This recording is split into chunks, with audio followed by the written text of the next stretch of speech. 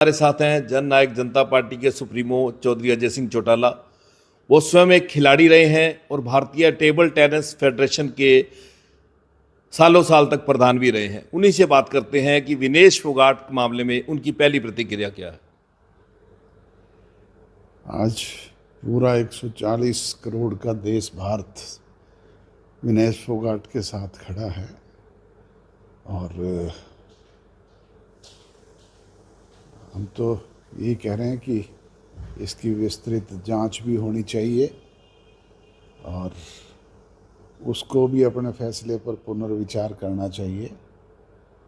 हर एक असफलता के पीछे सफलता छुपी होती है।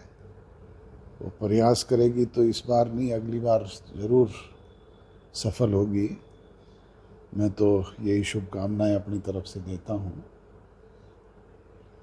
तो साहब, आप खुद टेबल टेनिस फेडरेशन के चीफ रहे हैं, आप खुद एक खिलाड़ी रहे हैं। उस नाते क्या आप भी ओलंपिक एसोसिएशन की, इंटरनेशनल ओलंपिक्स एसोसिएशन को कोई पत्र लिखेंगे कि उसके साथ न्याय होना चाहिए? बिल्कुल, हमने तो पहले भी प्रयास किया है और टेबल टेनिस फेडरेशन की तरफ से आज भी मेरी पुत्रवधू अध्यक्ष है, उसके मार्फत से चिट्ठी भिजवाएंगे। तो सब हरियाणा के और बच्चे, चाहे वो नीरज चोपड़ा हो, मनु भाकर हो, सरबजोत हो, हरियाणा के लिए मेडल आए हैं। अकेला हरियाणा ही नहीं, पूरे देश का नाम रोशन किया है। बिल्कुल, परंतु हरियाणा प्रदेश की जिस तरीके से स्पोर्ट्स के मैटर पे केंद्र की सरकार ने अनदेखी की है वो गलत है। जिन प्रदेशों ने कभी एक मेडल नहीं जीता उनको तो 800 करोड़ रुपए के फंड दिए गए हैं और हरियाणा करोड़ जो मेडल जितने आते हैं उनका आधा हरियाणा अकेला लेके आता है, उसको 100 करोड़ से भी कम पैसा दिया गया है। ये भेदभाव नहीं होना चाहिए। ऐसे खिलाड़ियों को प्रोत्साहित करें और उनको फाइनेंस करें, उनकी मदद करें तो वो ज़्यादा बेहतर परिणाम लेकर के आएंगे, देश का नाम रोशन करेंगे। तो सब जिस तरह से भूपेंद्र हुड्डा ने बात की है कि विनेश को हम राज्यसभा भेजते, हमारे पास संख्या बल कम है। दुष्यंत और दिग्विजय ने बड़े स्पष्ट आज इस बारे में कहा है और मैं भी कहना चाहूँगा कि भूपेंद्र हुड्डा जी संख्या बल की बात करते क्यों हैं? वो पहल करें, आगे बढ़ें। सारे हरियाणा प्रदेश के विधायकों से मैं तो यही कहूँगा कि वो उसे चुन करके भेजें, अच्छी बात है। प्रदेश में और भी राज्यों में कांग्रेस की सरकारें हैं, अगर वो चाहें तो राज्यसभा वहाँ से भी भेज सकते हैं। वो उनके फादर जो बड़े पिता हैं उसके ताऊ महावीर प्रसाद, उन्होंने भी कहा है, दूसरे लोगों ने भी कहा है कि भूपेंद्र हुड्डा जी आज राजनीतिक रोटियां सेकने के लिए इस तरह की बातें करते हैं। ये हमारा परिवार फोड़ रहे हैं। हाँ, अगर इस तरह की सोच उनकी होती तो नीरज को भी पहले ऑफर कर सकते थे। और भी बहुत सारे ऐसे खिलाड़ी हैं जिन्होंने इस देश का नाम रोशन किया है, उनके लिए तो कभी नहीं कहा। तो आपको क्या लगता है, ये राजनीति कर रहे हैं? बिल्कुल राजनीति कर रहे हैं, और क्या। और अगर उनकी मंशा ठीक है तो वो अपनी संख्या बल की बात क्यों करते हैं? वो सबसे ये कहे कि सारे मिलकर के करो। जी, अगर राजनीतिक बात करें चोर साहब, तो जन नायक जनता पार्टी ने 4 कैंडिडेट अनाउंस कर दिए हैं। सबसे पहली बात तो ये उन लोगों का मुंह बंद किया गया जिन्होंने कहा था कि दुष्यंत उचाना से चुनाव नहीं लड़ेंगे। वीरेंद्र सिंह के लोग। वीरेंद्र सिंह तो सठिया चुके हैं, वो पता नहीं क्या क्या बोलते हैं, उनकी खुद की यादाश्त भी अब दुरुस्त नहीं है, तो मैं उनके बारे में कोई प्रतिक्रिया नहीं करना चाहूँगा। वो तो उनको सोचना चाहिए कि वो क्या बोल रहे हैं, क्या कह रहे हैं। अपनी कही हुई बातों पे आज तक उन्होंने कभी कोई अमल नहीं किया। तो आपकी पार्टी की पूरे हरियाणा में क्या तैयारी है?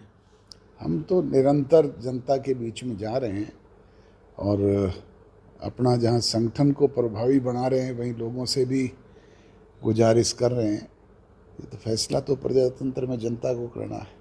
तो साहब, जिस तरह से नायब सिंह सैनी लगातार फैसले कर रहे हैं, इसको डैमेज कंट्रोल माने, इसको चुनावी रेवड़ियाँ माने, अब एमएसपी के लिए भी बोल दिया है, कच्चे कर्मचारियों को पक्का भी कर रहे हैं, लगातार 10 दिन में 3 कैबिनेट की बैठकें।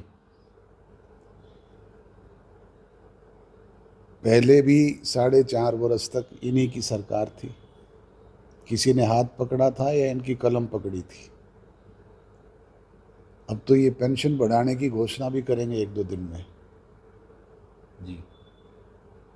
और दूसरी घोषणाएं भी निरंतर कर रहे हैं। ये तो चुनावी रेवड़ियां बांटने का काम कर रहे हैं।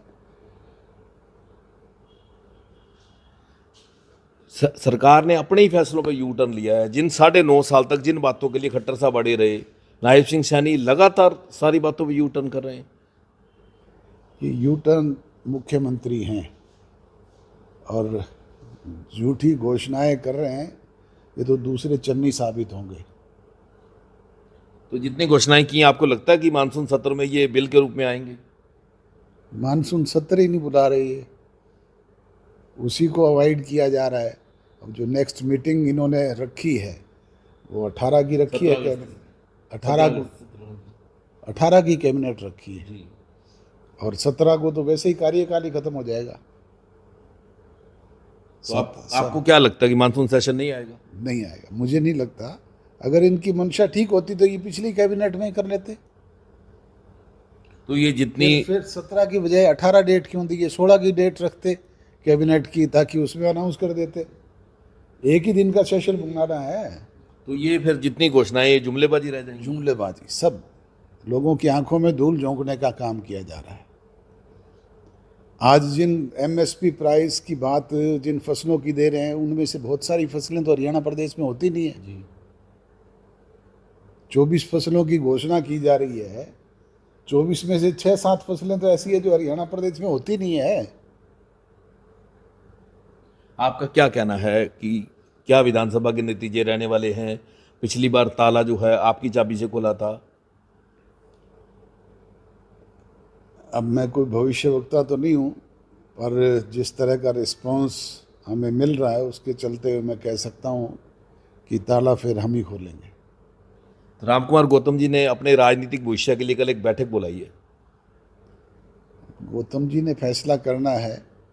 उन्होंने लोकसभा चुनाव के दौरान भी पहले कुछ कहा था, फिर कुछ फैसला किया। अब वो किस तरह के फैसले करते हैं वो तो वो ही जाने। एक बुजुर्ग के नाते आप उनको मनाने जाएंगे? हमने तो सदैव उनका सम्मान किया बुजुर्ग के नाते। जब भी जहाँ भी मिलते हैं मैं तो हमेशा उनका आदर करता हूँ। विनेश फोगाट को सिल्वर मेडल के बराबर फैसिलिटी दी जा रही है, तो आप हरियाणा सरकार से क्या कहना चाहेंगे कि अगर वो मैदान में उतरती तो गोल्ड मेडल ले सकती थी, तो ये उनको फैसिलिटी गोल्ड वाली मिलनी चाहिए? गोल्ड वाली दी जाए, क्यों नहीं दी जाए? जब सिल्वर की अनाउंसमेंट कर रहे हैं तो गोल्डन देने में क्या दिक्कत है? ये जो जितनी स्पोर्ट्स नीति हैं चौटाला साहब के टाइम में बनी थी जब आपकी सरकार थी जी, तो अब क्या लगता है आने वाले समय में फिर आपको मौका मिलता है तो खिलाड़ियों के लिए क्या अलग करेंगे? खिलाड़ियों के लिए और ज़्यादा उनको प्रोत्साहित करने का काम करेंगे। और हमने अभी जो हमारा INSO का स्थापना दिवस समारोह हुआ था उसमें इन बातों की घोषणा की है पहले से।